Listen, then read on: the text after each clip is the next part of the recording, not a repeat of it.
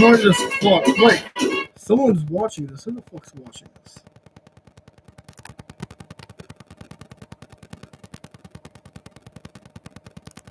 Okay, now I'm fucking worried. Who the fuck's watching this? Who the hell is actually watching this bullshit?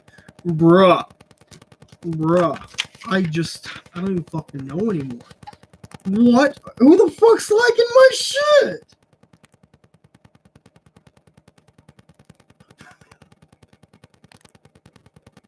I'm looking out the fucking window. Richard, is that what the fucking call me?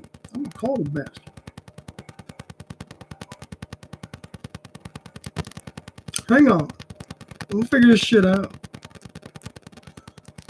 Nigga. Are you watching my stream right now?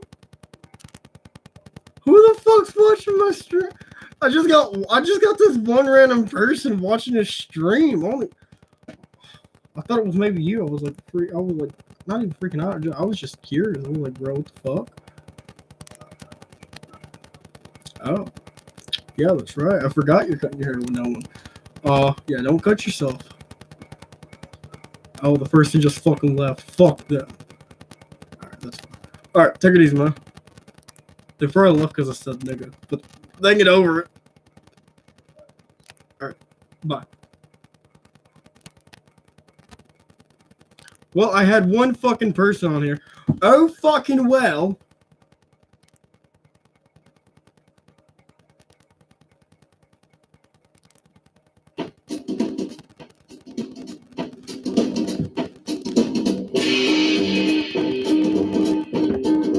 Took the like away too. That's cool. Fucking yeah, have fun with that. Oh shit, where's the fucking pencil? Now I'm looking at the swinger zone, the jungle VIP. I've reached the top and right to stopping. That's what's bothering me. I don't even know if the sound's even decent. It's probably not. But anyway, so no, with the free time that I now have after being fucking fired from my job like a goddamn mad lad, fuck that. Fuck Walmart. Walmart is a fucking horrible place to work for. Fuck that place. I wasted 2 years of my damn life, for no fucking reason. Yeah. I got called to the office. They're like, Mr. Goodman, we're letting you go. And I was like, okay. I just didn't give a fuck anymore. And I didn't feel like arguing. So I went ahead, I clocked out, and that was the end of it. So, Mr. Squeezy. XSplit content. I have no idea what the fuck XSplit. Dude, I'm illiterate as fuck. So, anyway, no. I'm now using what free time I have to do what I want to do, and we're doing this. I'm finally putting into motion my fucking goals of doing this manga and actually making an effort to do what I want to do.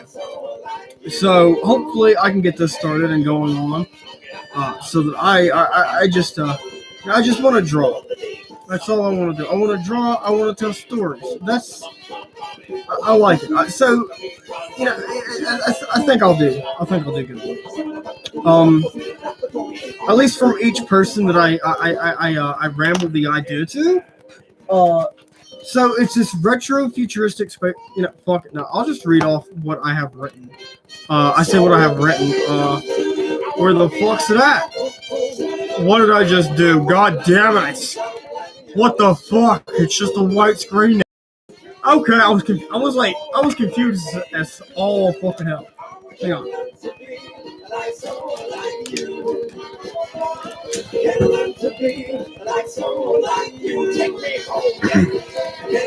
Damn it!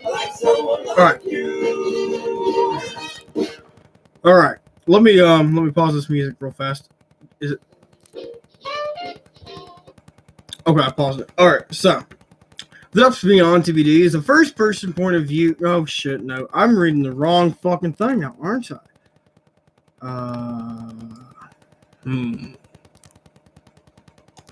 I read the wrong fucking thing. I typed this up wrong. Where's the original fucking document at? Where's the original fucking doc at? Holy shit! Where'd it go? Where the fuck did it go? Okay, I found it. I'm fucking retarded, that's what. The Depths Beyond is a 1920s retro-futuristic space epic, a project that has captured my imagination for many years, since the year of 2018, playing on the key idea of what if World War I had never ended. I invite all audiences to explore every corner of the universe, filled with adventure, romance, mystery, horror, and dangers through the eyes of the main protagonist, Bukiona. Part 1, titled Money Game, follows the adventure of Bukiona, a young female space cadet whose tenacity and determination is matched only by her tendency to be a bit clumsy, however highly intelligent, alongside her best friend Takashi, a half-cocked, hyperactive, perspicacity, and trigger-happy companion who holds true to his beliefs and loved ones. Bukiona and Takashi find themselves on a wild goose chase for a parcel that has been stolen by a group of space mafiosos. English, goddammit, can we not fucking speak? Holy shit! Alright. As the two navigate the treacherous and unpredictable dangers of the Spenceberg galaxy in pursuit of their goal, Bukiona and Takashi encounter numerous challenges and obstacles, leading them to a final showdown with their most fearsome adversary yet. Get ready to embark on a thrilling journey unlike any other, as The Depths Beyond takes you to and through the furthest depths of the universe, beyond the stars of the Milky Way galaxy, while shaking the laws of physics, shattering boundaries, and stretching all ambitions. Alright, so that's the concept, at least. So like you put all this together, and when you really tie all this down, when you really tie all this shit down, there's a key common theme that I like to come into play with this, and it's fucking electro swing. I love jazz. I absolutely adore old school music. You know, I hung out in nursing homes growing up. You know, when I was younger, I hear the elderly always talk about it. It was like, oh, things were so much better back then. It didn't fucking matter. They were black, they were white, they were fucking Asian, they were, Spanish, Hispanic, whatever. It didn't matter. I absolutely enjoyed my time hanging out in the nursing homes, and listening to the music and shit that they played and whatnot. It was always interesting, but growing up, I listened to a lot of like techno music and like house EDM. So there's this fucking genre, like this really based fucking genre that I absolutely love. There's two genres that coincide. One's called neo swing, so it's basically just a bunch of these like swing musicians of like today, and they write music based on like what's going on in today's world, today's subculture and whatnot, and that's called neo swing. The other shit that I'm talking about that has this like very, very upbeat space type vibe is electro swing. And like, I'm trying to think, what would be the best song to play for this? What's the best fucking one? Do we know? Do I know? No, I don't know. Actually, let me go ahead and look at this. I'll find one. I'll find one. Okay, yeah, okay.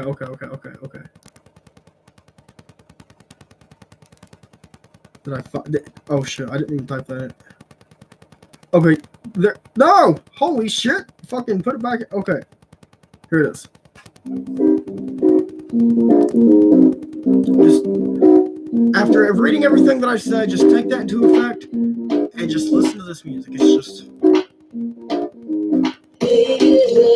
Got to help it, but I love it. And to help it, hey, good looking. Got to help your body from another planet. Hey, good looking. Got to help it, but I love it. And to help it, hey, good looking. Got to help your body from another world. Hey, hey, and open my eyes with a hot top mushroom girl. Hey, hey, ridiculous. The song is called, and I'll type it in chat so that, shit, am I typing this in right? Shit. Shit, holy fuck. Keyboard work, enter.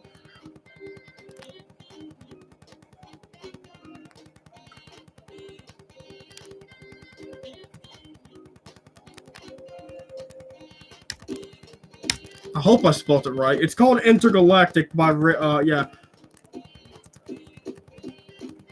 Yeah, that's who it's by. It's by Rifkin. I fucking love Electro Swing. Everything about it, the house EDM vibes, the fucking bass, the techno, the fucking swing, the saxophones. Especially when it's like British musicians, it really hits it home with that like old 1920s, 1940-ish vibe. You know? So like these are the main characters, you know. It's you got Bukiana and Takashi right here. You know, it took me a bit to like really nail down the character design. Please excuse the house being a mess. I got like different renditions of like the character designs. I have see when I first drew this one, I was like, yeah, this one's amazing. I actually don't care for it right now. Oh, holy shit, I haven't gotten to the best part yet. Fucking space cowboys, fucking space pirates. So no. What I'm thinking about like some of these space pirate type shit is I'm thinking of a story arc that coincides like think of some Robin Hood type shit. So you got these like these workers that work for this like company, this industry, and they're slaving away at this company, and they're fucking tired of it. They get pissed off real easily, and they're like, you know what? We're gonna steal the company's ships. So they all hop aboard the company's ships, and they do some like Robin Hood type stuff, and they basically become pirates. And so now they're just selling, I guess maybe selling, they're flying the entire galaxy as like fucking space pirates. And they're just stealing from like every motherfucker out there, and they're just giving, you know, to each poor person that they can.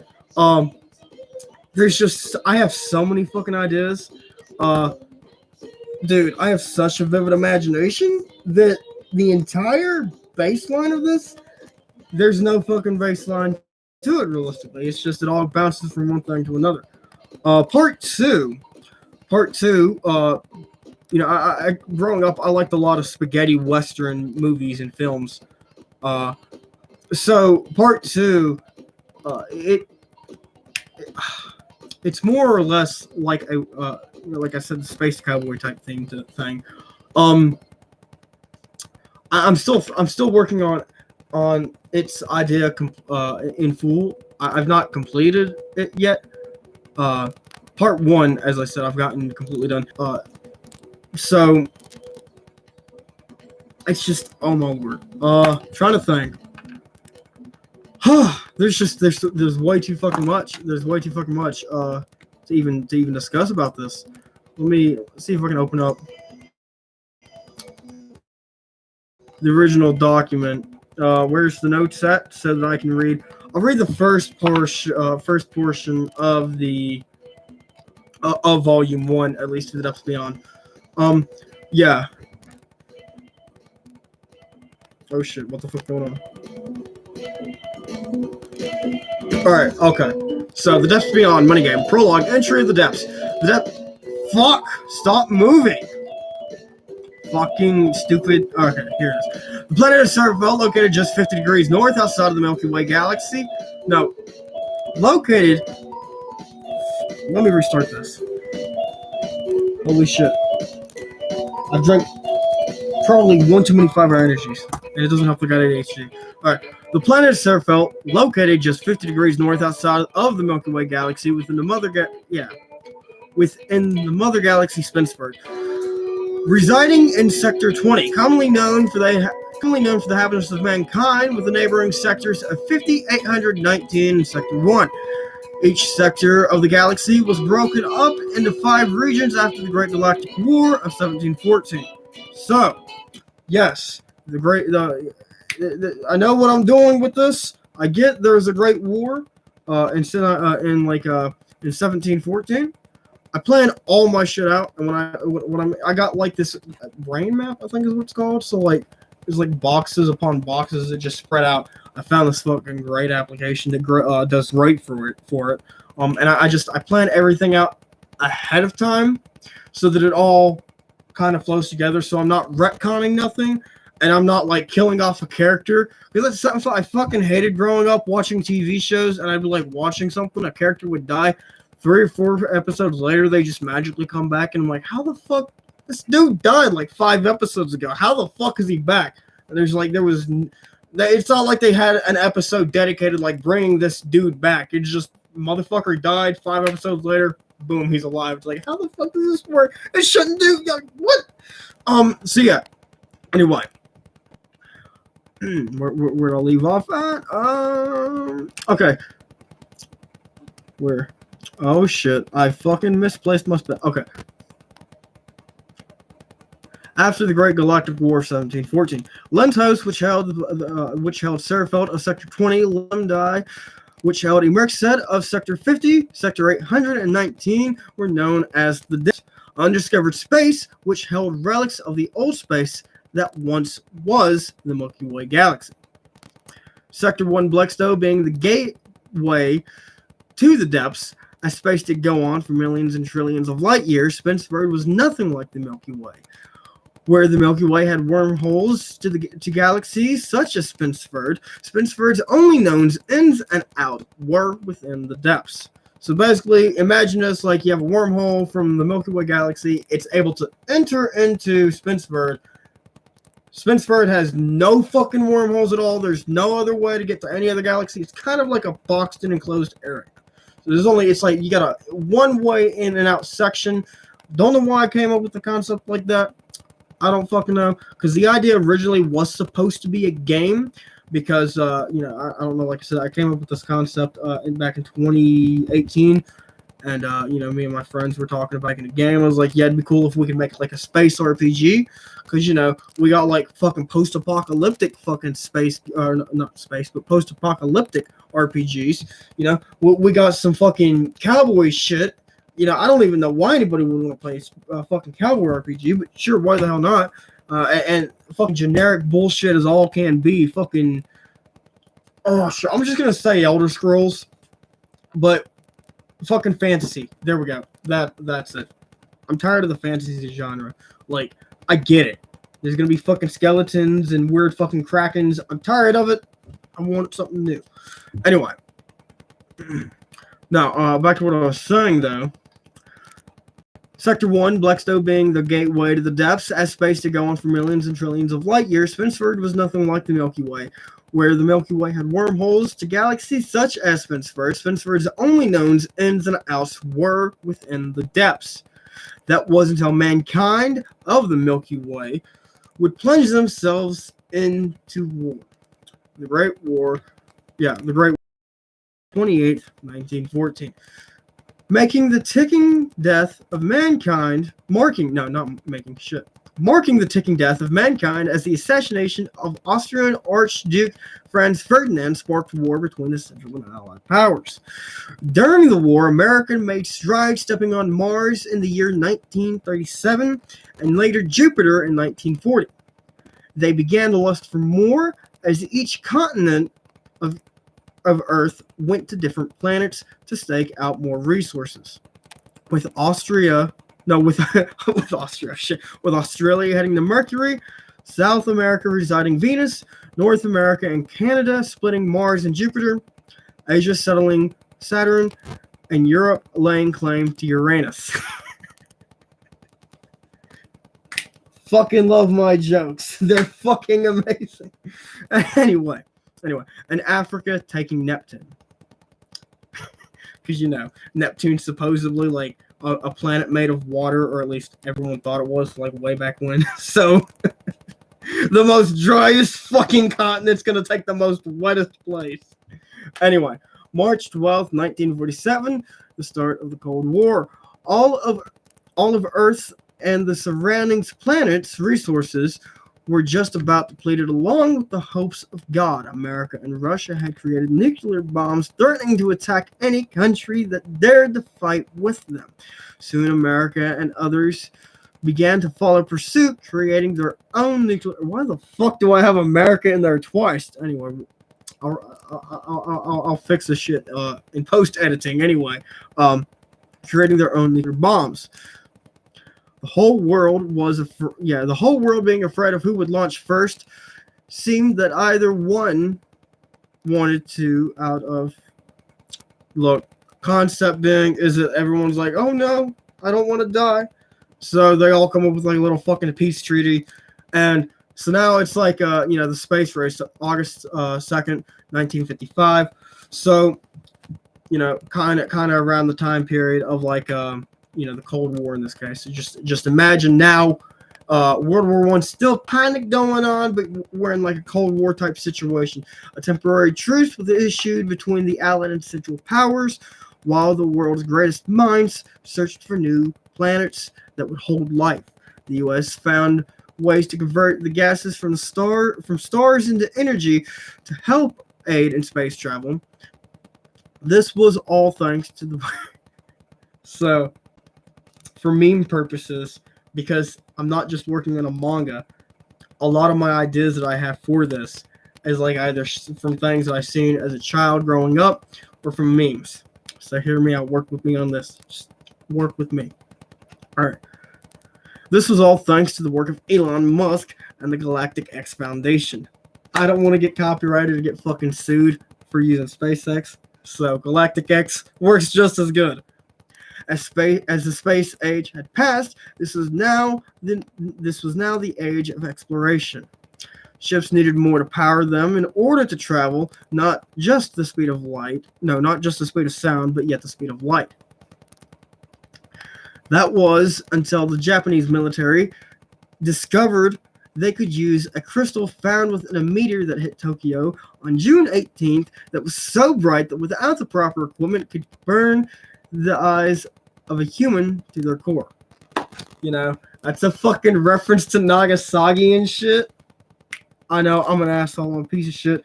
I know, I just like history, and I like kind of making jokes. I like dark humor. Fuck y'all. It's me. But, if you don't like it, I'm sorry. Kind of just bouncing back and forth between shit, Anyway. Yeah, okay. This is where the crystal would get its name. I cannot fucking pronounce this shit. We'll call it Lux Crystallium Mortum. So it's Latin, basically it's like it's like light crystals of death. Commonly known, as light crystal. What the fuck? That's the most generic shit. What the fuck? Commonly known as light crystal? Fuck no. Okay. By many English speakers within the Japanese military. Lux Mortum. Light death. Anyway, Lux Mortum, December 25th, 1968. The crystal could only be found at the gate of the Milky Way. The crystal being so scarce, the Japanese were forced to take their fleet across the galaxy to the Milky Way gate. Why the fuck do I have that like twice? Anyway, across the galaxy to the gate, not telling the other countries in the process out of fear of causing more chaos just because of a simple crystal.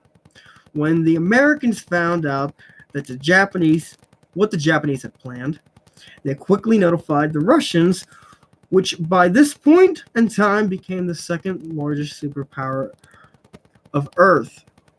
alongside following America in first, Japan third, and Germany in fourth. And the reason I even mention, Russia, America, Japan, and Germany is because, like, we got some cool badass shit that goes on. And, like, we do some badass shit in the next, like, couple, like, paragraphs. The Germans had their own space expedition in works way before any of the other countries had their plans. No, way before any of the other countries had theirs planned. However, due to the multiple failed attempts, Germany decided to step down and help Japan with their field research. This all went on while America and Russia were feuding over the Cold War space race. In this case, the space race isn't like, oh, who can get to space first. The space race in this timeline is like, who the fuck can find a planet with more resources because we're dumbasses and depleted everything. New Year's Eve, December 31st, 1968.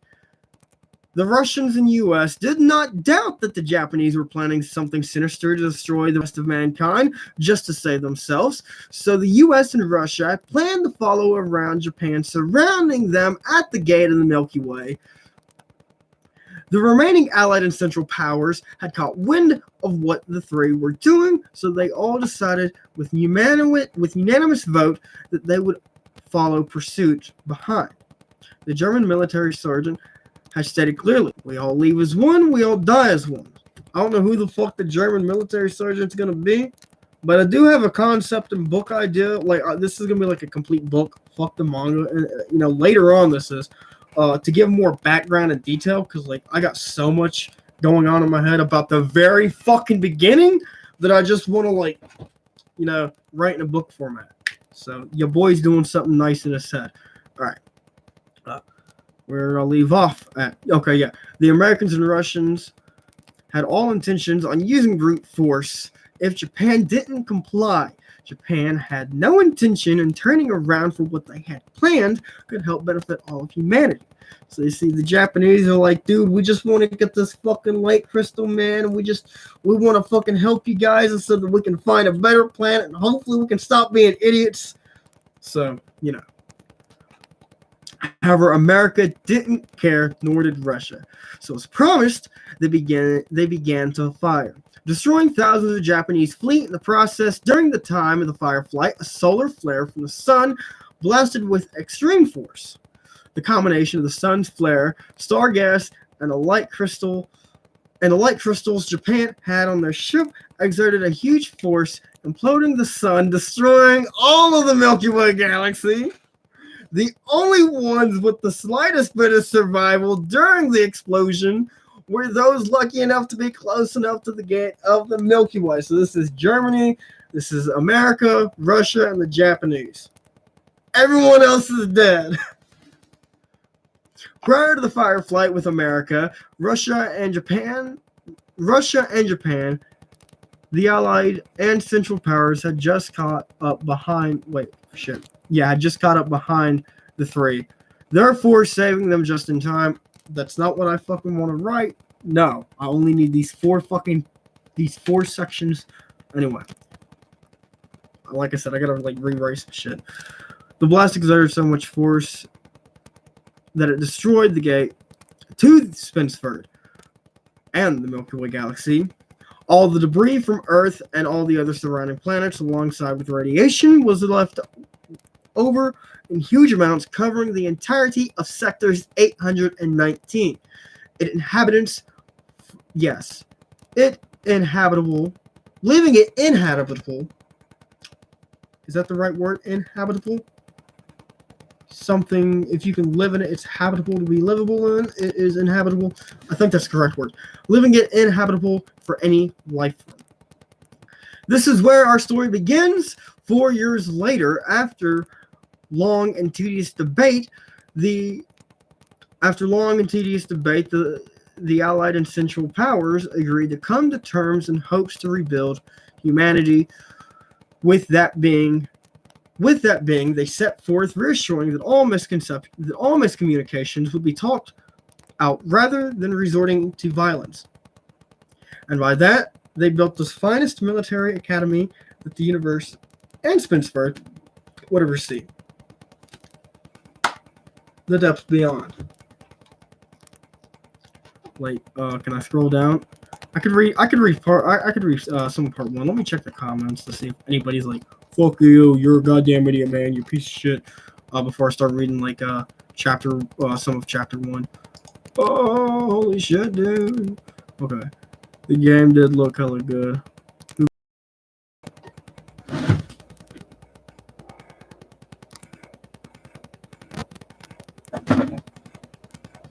Oh, who the fuck does get Pluto? Holy shit! Hang on. Yeah. Mercury, Venus, Earth, Mars, Jupiter. But is Pluto even a fucking planet then? Oh fuck! Back then it was considered a planet. God damn it! Let's see, hang on, because I gotta draw this right now too. Mercury, Venus, Earth, Mars. My very eager mother just served us new. Okay. So it's like a dwarf planet, right? We'll just sketch a little circle out right here and put P under it so that I know to fucking fix this shit now.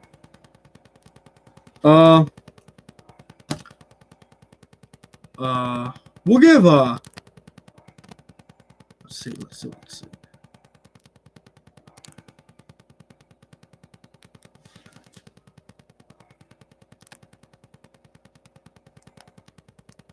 Like 2 people in Antarctica gets Pluto. Who the fuck's living in Antarctica? Like, why? Yeah, I guess. Yeah. Wait. Ain't that like the Rothschilds or some shit like that? Something like that. We'll come up with something. Yeah, like somebody in Antarctica can like fucking they can have Pluto. They're like, yeah, man, Pluto's like fucking amazing. Come to find out it's not. They're like, what the fuck's this shit? They just die as soon as they set foot on there. They're like, what the fuck? Yeah. We'll do something stupid like that. Okay. Yeah. Chapter 1. A new cadet. You know what? I'm gonna read this. You see, it's all in script format right now.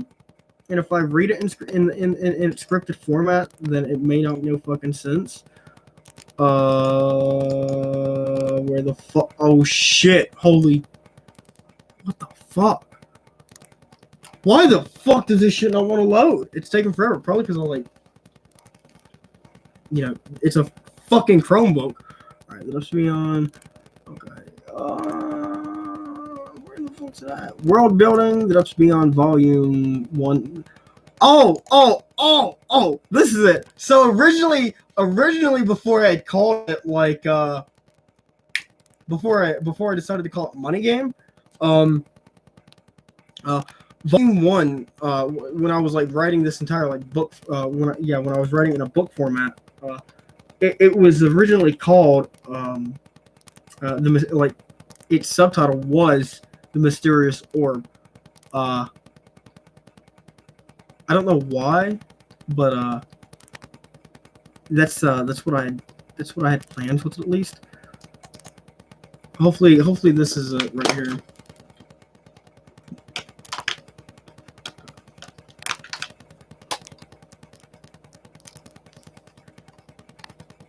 Okay, now I get the luxurious time to scroll through. No? Fuck. Where is this? Dude, I don't even fucking know anymore. Did I re-edit the book? Did I edit it from the fucking did I edit it from the main file? Dude. I have a note list called planets and city types. Why? Hang on. Work with me on this. Stay with me. Please, for the love of God or whoever, just stay with me. Why the fuck do I have a okay, I was gonna set BML. I thought that said BLM.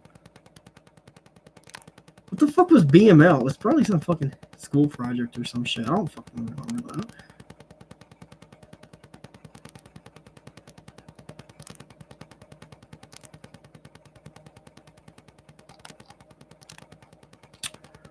Well, I guess I'm fucking screwed. Search documents. If I just type in the depths, the depths beyond,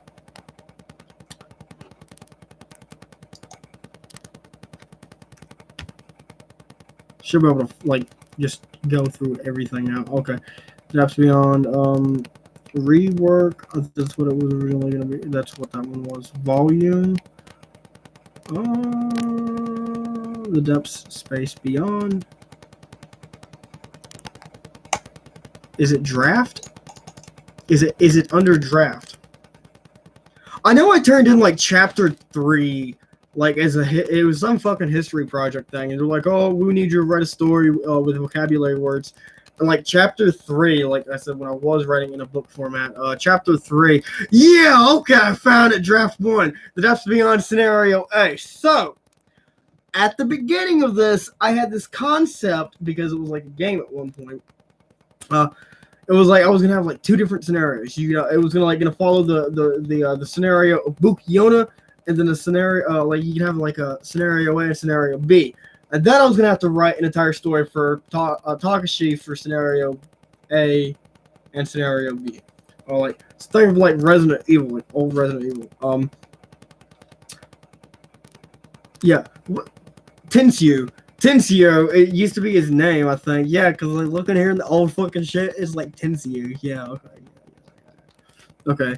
Control find. Control F. Chapter 1. That's chapter 10. Wait, what the fuck? How much shit did I actually have written with this? What the fuck? And why is it taking me to chapter 10? I don't fucking care. Oh, okay. How many times? Yeah, chapter 1. Okay, I get it. Okay. How many times does the number 1 occur? That's what. Okay, chapter 1, the beginning. Okay, shit. No, holy fuck. That was I about just read the everything all over again. No, I do not want to italicize nothing. Control find. Chapter. I guess it's chapter 2 then. I know I got like 3 chapter 8s. 3 chapter 8s. Because I Googled, I was like, I don't know, it was something weird. I was trying to figure out chapters and how they worked and shit. And like the rules of chapters. And there was no fucking rule, according to how like English and shit's written books or whatever. There's no fucking rule that says I can't write a book with 5 chapter 8s. So, you know, the manga's going to probably have like, the manga's probably going to have like 3 volumes, so there's just volume like once we get to like volume 8, it's gonna be like volume 8. I'm like, what the fuck's up? You know why? Don't worry, I'll put like volume 8 part 1. I'll be discreet about it though. It's like real tiny and fine print. People are like, God damn, what are we doing now? Okay, chapter 2 in New Cadet. All the students scrambled to the okay, shit. No, wait, what? How the fuck does this make any sense? Okay, no, I realized what I read wrong. Okay, so chapter each other. Yeah, cat chapter 1 in the beginning. So then we scroll all the way down here. Yada yada. Dude, what? I set this shit back then in like the year 4080. What the fuck? No.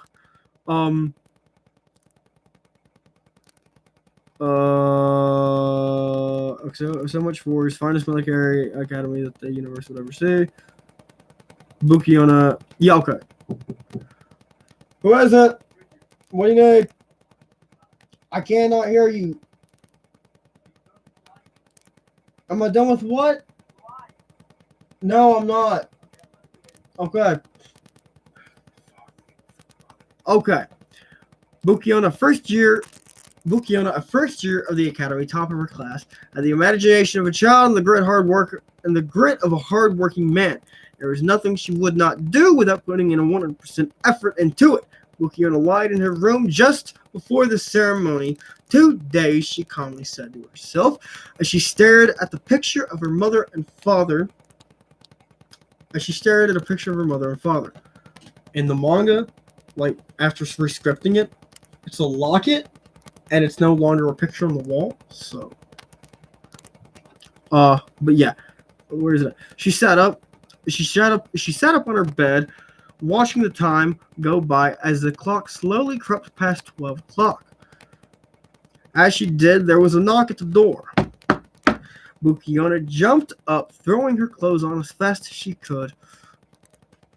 Okay, so because the age difference between like draft 1 and like, so like, you know, they were teenagers at this point.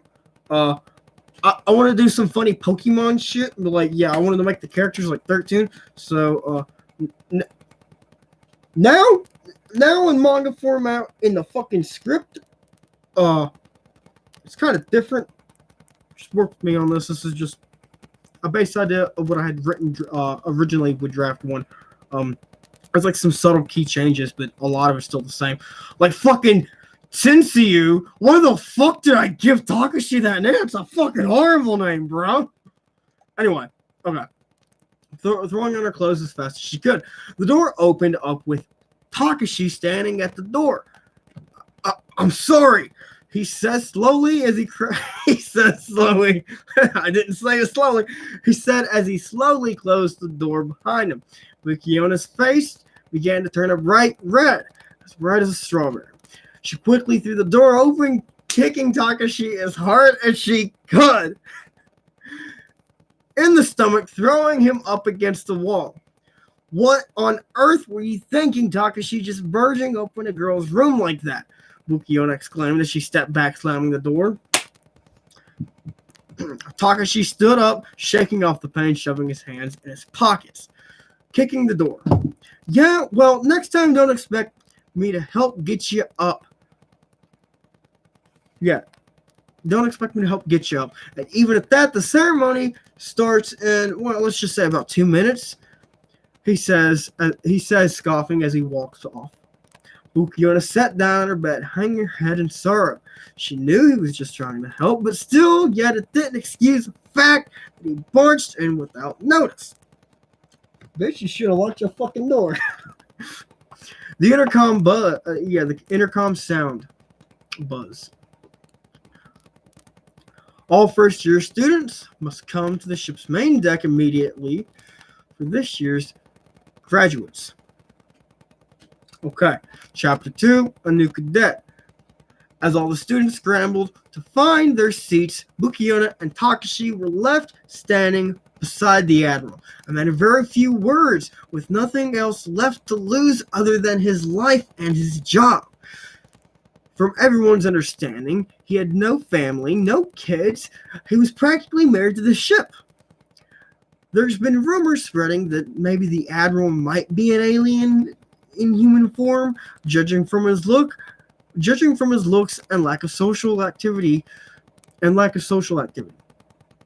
Bukiona figured it was all just a bunch of rumors, nothing more than mere talk. That the man just had a very busy life after all. Who in the world would want to be admiral of the ship? Yeah, okay, no. Who in the universe would want to be admiral of the ship?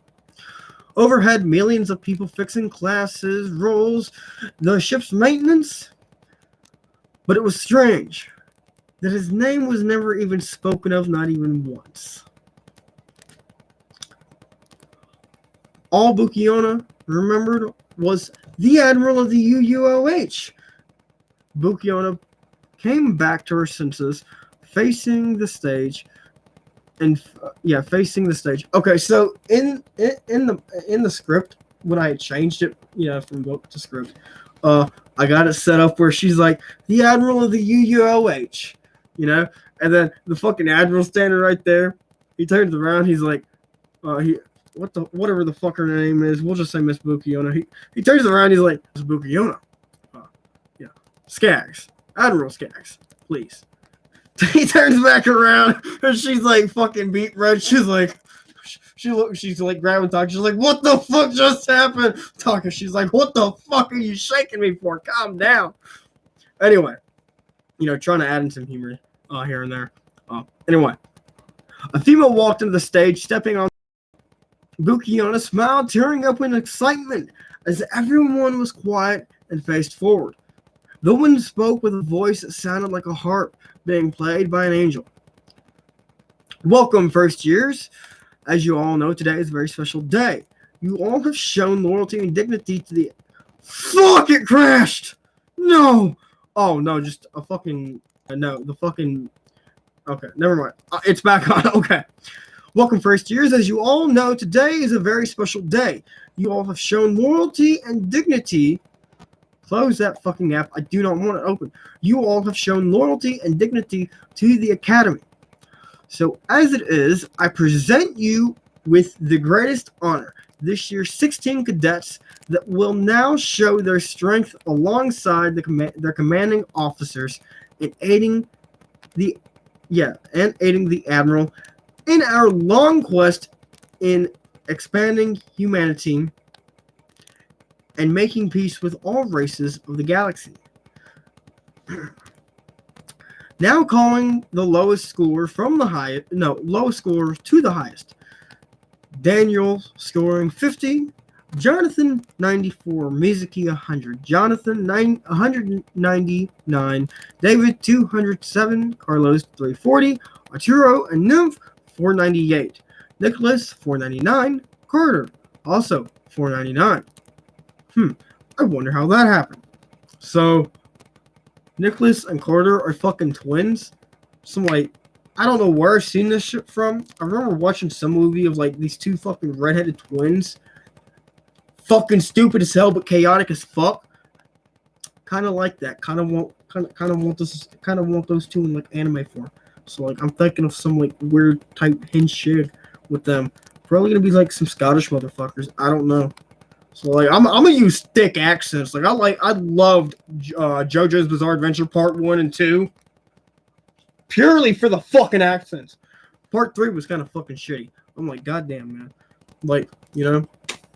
When it comes to watching Part 3, I would consider watching Part 1 and 2, then watching Part 3's OVA, just because, there's a fucking entire edit of the fucking movie, where everyone's speaking their own language, and I'm fuck yeah.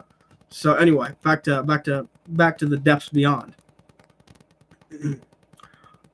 Followed back with her original heavenliness, Oria and Takashi 785, Aliyah 1062, and the cadet with the highest points, scoring higher than all the peers, and most overall every sergeant and military commander at the academy, with 9,084 points, Bukiona.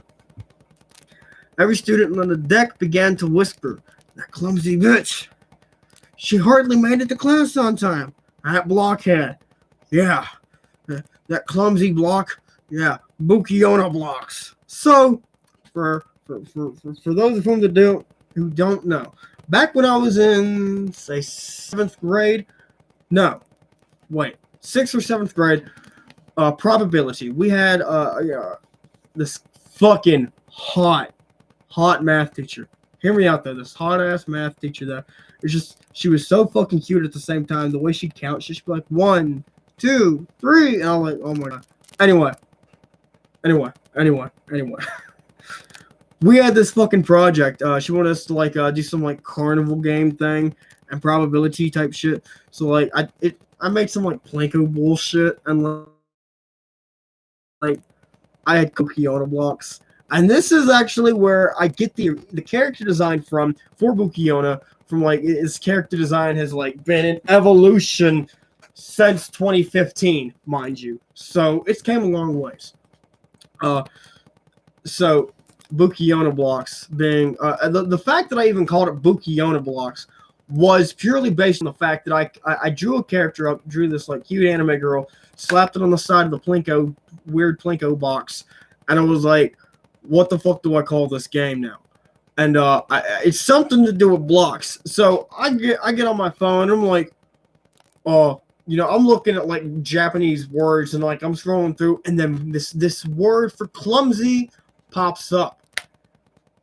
In Japanese, clumsy would be Bukiona. And I'm this is fucking great. So instead of calling it clumsy blocks, I called it Bukiona blocks. Sounded more, and not so childish. Sounded more based. So yeah, that's what I decided to do. So I figured I'd go ahead and throw a little nod into there with that.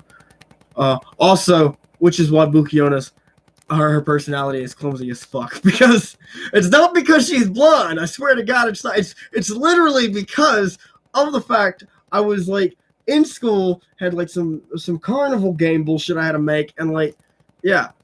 So, and plus, like I said, Blockhead. Why the fuck not? That came from Charlie Brown. Growing up watching that, so, dude, a lot of these ideas, you might as well just fucking dissect my entire thing and say this has already been made. Anyway, Bukiona's tears of joy began to tear into sadness. She worked hard throughout the year just to score high in hopes to get some treatment, in hopes to get the same treatment as her sister. All she wanted to do was to be looked at with respect and to be loved flawlessly, and most importantly, to make all happy as well as to do the right by the ship's people. The woman spoke out into the crowd firmly to quiet down. As she did, Takashi yelled across the deck, "Shut the hell up! You think we all want to hear everyone's mumbling about Bukiona just because she got first in line? Shit, if it were me in first, y'all would be pissed just the same." Wait, hang on. No, I gotta switch over to the fucking. Where's this at? No, where's it at? Okay, here it is. I gotta switch over to the fucking to the. Where's it at? Scroll down. Holy fucking shit! Where the hell is it at right now? I'm scrolling through. I just want to read it. I just want to read this from this section of the script format because I think it's fucking funny as fuck. Okay, clumsy. Yeah, the blockhead. Yeah, a clumsy block, if you will.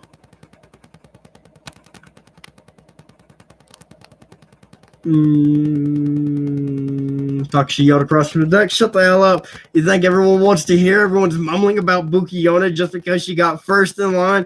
Hell, if it were I in first, y'all would be jumping in joy, shaking the damn deck of the station like the God blessed Titanic." Bukiona wipes her tears away and mumbles. Takashi, student one, stands up from the crowd, cupping his hands. "Oh, no the fuck we wouldn't, you fuck, hang on. Oh, no the fuck we wouldn't. We'd still be pissed off, you fucking wanker." Shut the fuck up. Hear me out with this shit, man. It's funny. "To hell with you," he waves his hand. "Then you'd all be pissed just the same." Yells out mockingly. "Yeah, like, that's kind of the point. How about you take your aux cord out and input it in your ass?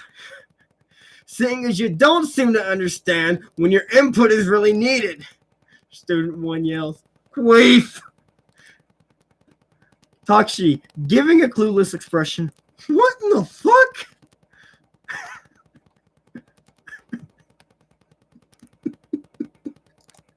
All right.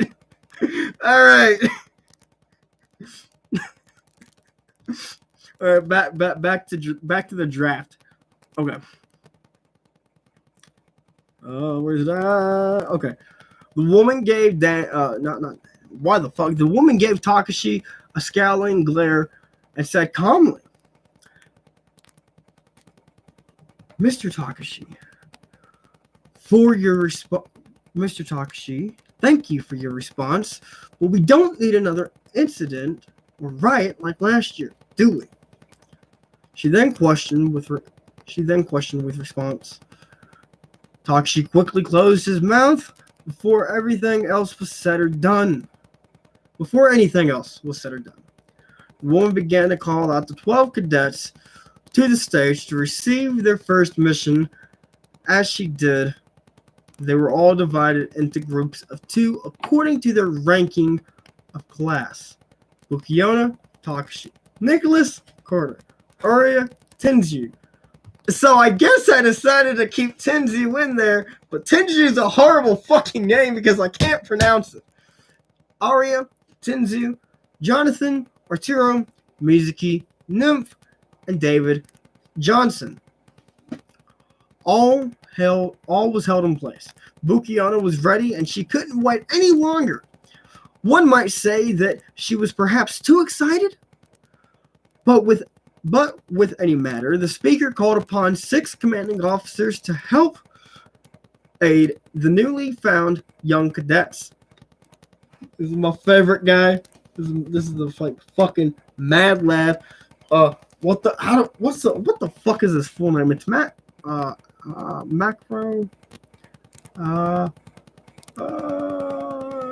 Where the fuck's it at? Can I find this?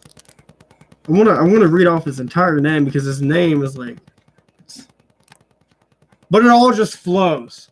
It's long, but it all just fucking flows off the fucking tongue. It's peak perfection at this point. If I can find it. Where I had it in like a file. Like a font file. Where is it at now? Do not care for memes that I've downloaded. Unless my fucking reflection of my glasses shows what I actually had there. Let's hope not. Shut the fuck up. Where the fuck's all this at?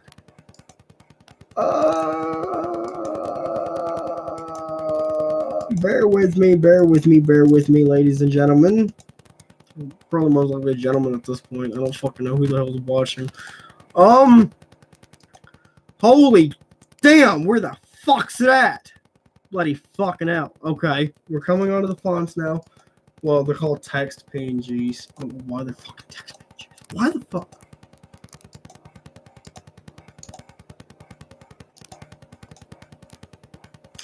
Dr. Macro Axel Lebevdev. Dr. Macro Axel Lebevdev Jr. The man, the myth, the legend, Dr. Macro Axel Lebevdev Jr. Kate, Klein, Matthew, Michael, and Jane. those last 5 are just placeholder names. Honestly, I'm positive for volume 1, not volume 1, shit. Positive for part 1, none of these characters actually make an entrance after that. Macro does, but none of the other characters do. They got a different story arc that Bukiona Itachi also plays in, but you know, that's safe for like part 6, Children of the Stars. Yes. Like I said, I have ideas. This is going forward. Okay. All right, you all. Let's begin with your first test. What is the first rule of flight school? Ladies and gentlemen, what is the first rule of Fight Club? No one talks about Fight Club, right? But hear me out. What is the first rule of flight school? She asked. She replied, avoiding the enemy fire. Bukiona jumping about with her hand in the air, waving frantically. To be called upon? No. However, the whole deck laughing at her made her quiver. The speaker pointed to Bukiona. Pointed to Bukiona. With that, Bukiona answered, the first rule of flight school in the Favy Ma'am. So this is where we all learn that the speaker, this female, this random woman, is actually Bukiona's sister. Okay. The first rule of flight school in the Favy Ma'am is that there is no rule. Favy smiled and she replied back, do you know why that is, Bukiona? Bukiona pondered on the question for a couple seconds before she came with a reasonable response. Bukiona looked straight ahead and said aloud, confidently, as of page 50 of the UUOH's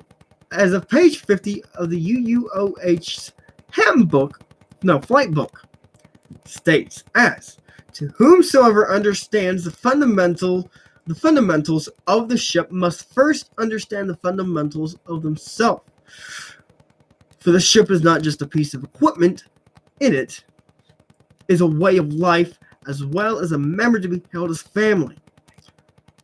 To which it also states, for the ship, one must be able to pull any and all resources from scratch to repair it and aid in its path of humanity and help. In humanity, in order to help it and its pilot as one. For by all standards, cancels out all and any ruling in this book. End quote. The baby paced the floor, left and right, back and forth with her hands behind her back in astonishment. Very good, Bukiona. I myself place a very special mission upon you and Takashi. See, it says Daniel. I think Daniel was supposed to be black. because the first and last name was Daniel Jackson. I don't know why I changed it. I don't know. See, it's kind of weird because it went from Daniel. It went from Tensyu to Daniel. It made no fucking sense. So that's probably why I ended up changing it to Takashi. Okay. I place a very special mission on you and Takashi. The two of you will follow Commander Macro. See, originally my homeboy's name was supposed to be Marco, but I'm dyslexic as fuck. Plus, I cannot spell. I literally use Google for everything when it comes to trying to spell things correctly. The only reason everything can flow and the only reason I can make things sound professional-ish, I'm not going to say it does sound professional. It sounds like shit a lot of the time. But, because I love to fucking talk. And, yeah. So, things can flow. I just can't spell things correctly. Okay. I myself plays very fun. Okay. You two will follow Commander Macro to the flight deck where he will give you your first assignment. Bukiona and Takashi followed behind Macro to the flight deck. Handing over to them was a box labeled Kilogrammet Mach 2. What's this for? Takashi asked. Well, hang on. Let me get in the character for this man. Well, hang on. Shit. No, what's this for? Daniel asked, or Takashi asked. You know what it... Shit, fuck, hang on, I got this shit.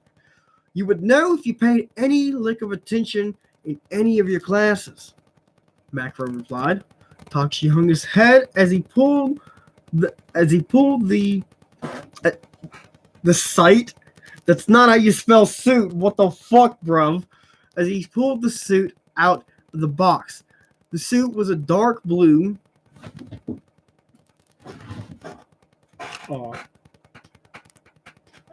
So, I changed it to light blue. Shut the fuck up. I still got the turtleneck. Yeah, okay. I'll just hold this up while I read this. The suit was a dark blue. The suit was a light blue with a turtleneck made of wool. And around the edges of the suit was a white lining to refine its design. On the chest was a... Did I fuck something up? Was a gray silver lining neck collar. Okay, yeah, okay. A gray silver lining neck collar. As the torso was dark cyan. Holy shit, dude, I went straight down into this. That faded into a gray silver. Holy fuck, dude. I think that sounds just as cool as this does. Okay, so I had a dear friend of mine that told me that the hammer and sickle meant something different.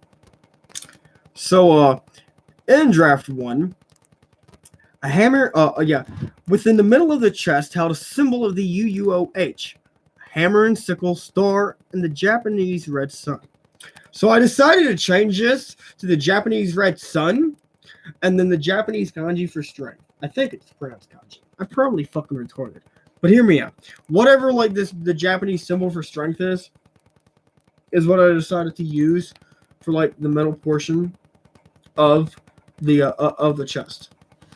For that new emblem design. And the left of it, I don't even dude, this is on the shoulder? I guess I ended up deciding on the wrist. Anyway, so now on the left of the wrist, I guess it would be left. On the left of the wrist, neatly sewed on varied on the cadet's position in command of a flag. For each cadet, four cadets were IL. I think I also have a document made up where like I had like I came up with like different fucking branches, and like I went online and I googled like military branches and also the space branches and shit, and like so I've went into detail. I've went into direct detail because I plan on this being a show. I plan on this being a manga. I plan on this being a fucking movie. I plan on this hopefully getting a fucking game.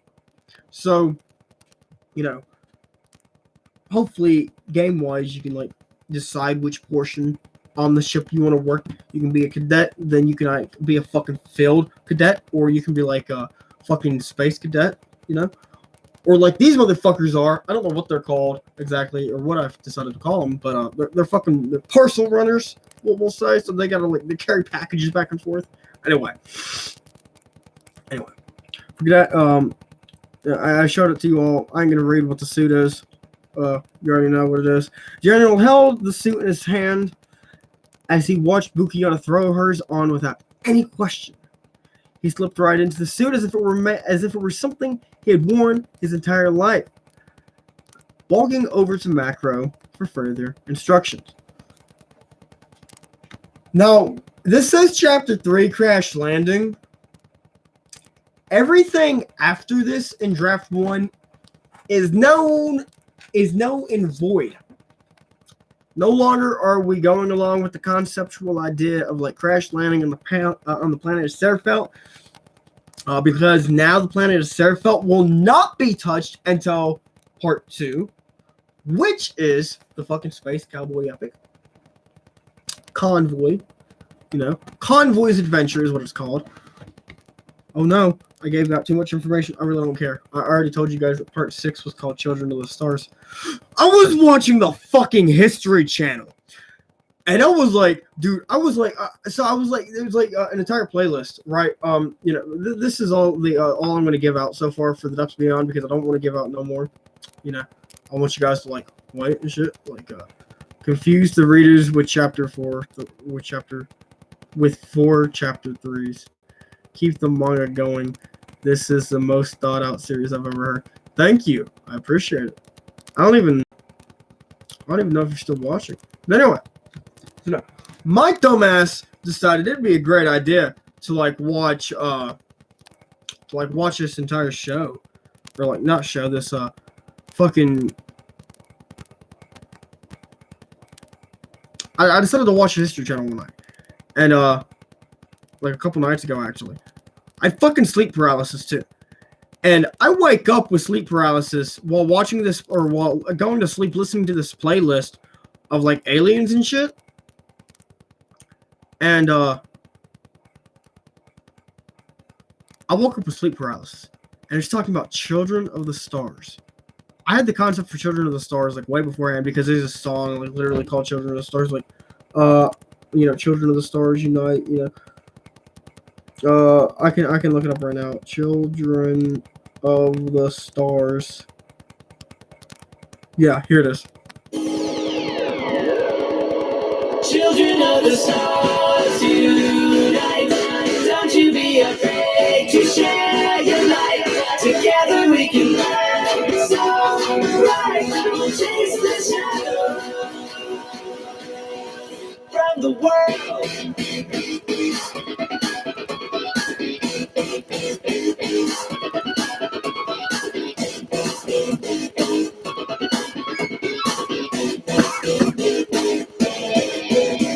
They'll tell you it's all about money.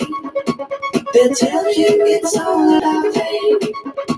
You spend all your life chasing diamonds and furs, and you're left with a ball and a chain. Now time is an infinite journey. Anyway, yeah. So it's basically that.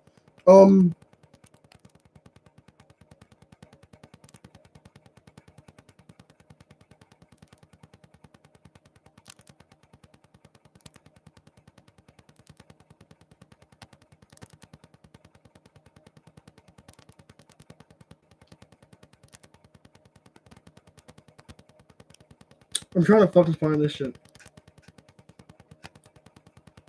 Okay. I fucking found it. I found it. This is some creepy fucking shit.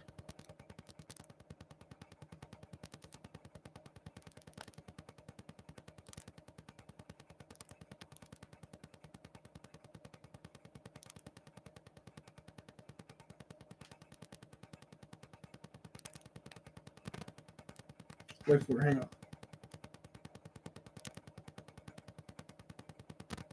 Alright. So, I'm watching the History Channel, and then I fucking wake up with sleep paralysis listening to this fucking episode about the Star Children. Mind you, there's also a fucking song in this playlist, Children of the Stars, called Star Children. Anyway, no, it's called Star Child. And I'm flipping out. I'm like freaking out, and I can't move. And I'm like sitting there. I'm like, the only thing I can do is move my mouth, and I'm like, in the Father, name of the Son, Holy Ghost, I rebuke that. In the Father, name of the Son, and the Holy Ghost, I rebuke that. And I'm fucking repeating it constantly while this episode's playing through. And it's talking about like, they knock on your door, and they ask for food. Don't open it because they'll fucking possess and eat you and kill you. It's talking about this all fucking freaky ass shit. I'm like sitting there. I'm not sitting there. I'm laying there. I'm like, the Father, the Son, and the Holy Ghost, I rebuke that. And I'm fucking saying this shit because they done described it in vivid detail. They're like, it looks like the old aliens you see from like those old movies. They're gray skinned and like weird funky head shapes, pitch black eyes. And I'm like, fucking damn. Or like, you know, they're going into heavy fucking detail. And I'm like, God, fuck my guy, why? And yeah. Yeah. So, with that being said, though, I bid you guys and gals all farewell. I will probably do another live stream tomorrow night. I got to finish this manga panel, and then I got to start on the second one. I also got to rest and get some sleep. But hopefully I can get volume 1 done within the next 2 months. I want to try to condense it down and get it done faster than that. So yeah, because I love this so much. It's my baby. I love it. I got deja vu like 2-3 hours ago. I was drawing in matter of fact, I was drawing on this sketch this scene right here. That around that panel with that skull time bomb type thing, and I got deja vu, and I jumped. I was like all fucking happy. And if you don't know, I believe in reincarnation heavily, and it can coincide with Jesus and God. So whoever wants to argue their point, just believe in what you want to believe. Just hear me out. I firmly believe in reincarnation, and I firmly believe that's where it's definitely 100% where deja vu comes from. And if I go to heaven when I die, and God's like, look, man, I gotta send you back. You gotta fix the mistakes you made. I don't give a fuck. If me making this book is a mistake, fuck it. Let it be the biggest mistake. I'm having fun. I love it. I don't feel as if it's a mistake at all either, because, you know, I firmly believe that Jesus and God is helping me out a hell of a lot with it, because each and every time I cry about not having the time to do it, not being able to, something always happens, and I find myself working back on the project once again. Like always, you know, I ended up getting hit by a car, You know, when I first started my job at Walmart, you know, I got hit by a car, and I was crying. You know, dude, I fucking shattered this entire arm. I can't do a push-up now. I don't fucking know why. Like I know I can. I'm telling my body and my muscles fucking push, but it's just I can't. But I remember dying. I definitely died. You know, I held up my arms and I was like, God, I'm ready. This is not now, my child. Not now. I said, dude, I literally just got fucking hit by a car. And he says, not now, my child. Not now.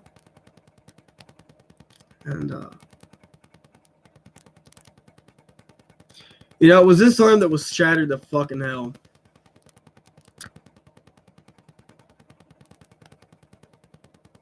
That's my left arm, and I'm prominently dominant in my right hand. That's what I used to draw, and I you know, I've done it before. You know, I've drawn and moved the paper around. I've done all this weird shit like with just this arm, and only this arm while sitting here doing this doodling and like not even doodling but sketching.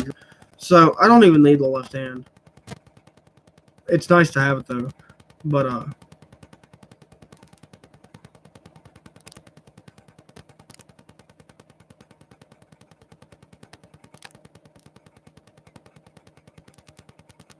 definitely that was the first instance of where it's like it was just a book at the time. That's where draft 1 was.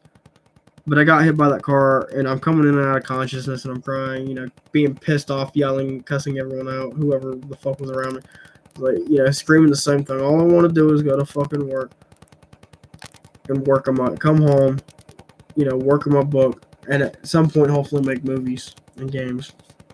I'm repeating the same shit over and over again. But anyway, because I was riding a bike, you know, back and forth to work, and then, you know, second time, because see, that's where the idea evolved, really evolved, when I got hit by the car to what it is now. And then when I had gotten, no, that's where I came up with part 2. When I was going to work one day, no, I wasn't going to work that day. I got back on my feet and I moved back over here.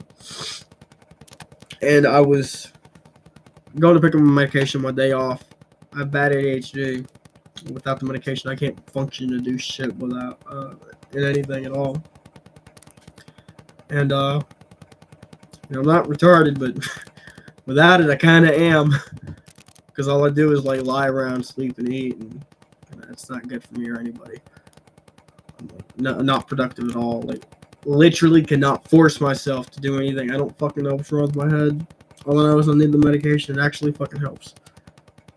But like off the medication, I find the most simplest attacks to be mundane. I love to draw. I absolutely adore drawing. And off the medication, I cannot fucking do it. I've tried to do it, and I get so stressed. Like, I draw a line, and I get pissed off, and like...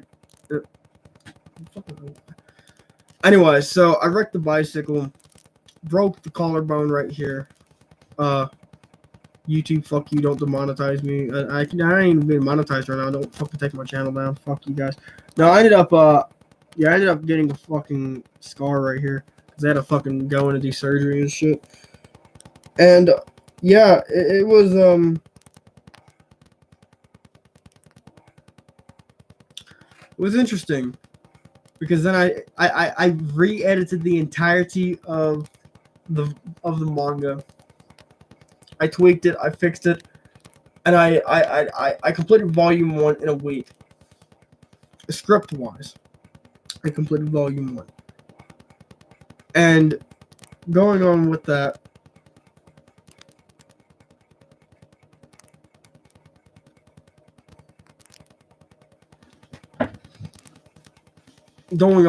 I ended up coming back over here, going back to work after, you know, my days, you know, from being late. Yeah. And I was working at the door I ended up going back from overnight to working on the door, or to working at the door, and I'm still coming up with ideas for the book, and I'm just typing them in my phone. I ended up getting called to the office because I was playing on my phone. It's like, motherfuckers, no, I'm checking receipts and just typing shit on my phone. I just said, yeah, whatever. I took the occurrence or whatever it's called. So I ended up getting to the point where like I could use the arm again, and I go back to overnights because I was making more money. And then yeah, I ended up getting fired this time around. Three times, it's like three strikes you're out type thing, I believe in that. I believe in occurrences of three. I like baseball a lot. Baseball's fun. And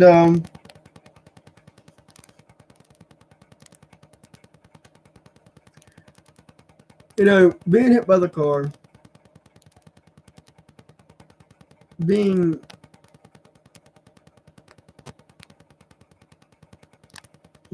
wrecking the bicycle, me being fired this time around really showed me I wasted 2 fucking years of my life. Maybe not, but I definitely wasted 2 years. I didn't even go to fucking college to waste those years, man. I fucking wasted them working. I'm not doing it no more. I'm not lazy.